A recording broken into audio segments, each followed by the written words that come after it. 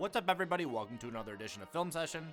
So against the Illini, Xavier Johnson seemed to recapture some of his explosiveness off the bounce, as he scored all 14 of his points and all 6 of his field goals via drives off the perimeter, some of them of extremely high difficulty. Let's dive in. On this high ball screen with Walker, the Illini execute a switch and Harmon now guards Johnson. From there, he simply sizes him up and drives hard left, making the lay-in with no other Illini player coming over on the help. Here we see a familiar set from the Hoosiers, but instead of Galloway on the zoom action and getting the dribble handoff and screen from Ware, it's Renew and Johnson trading in instead.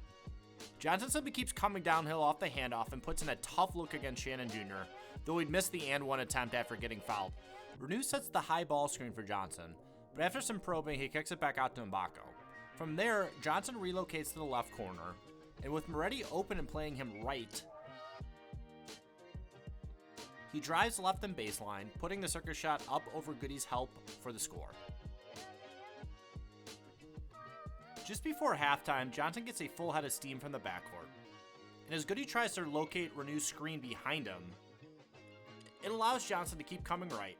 He misses the initial shot against Hawkins at the rim, but grabs his rebound and scores just before time expired. Now in the second half, we see an initial ball screen from Renew and then another one for Johnson. With Shannon choosing to go under the second one, Johnson opts to step back and shoot the three-pointer, showing that it wasn't all about getting into the rim off ball screens. But it misses, just like all 9 of IU's three-pointers in the game. Renew throws a skip pass to Galloway here, and he swings it to Johnson in the corner. As we slow down Goody's closeout, we see some happy feet and hands up, and Johnson drives right by it for another score and foul, though he'd again miss the and one attempt at the line.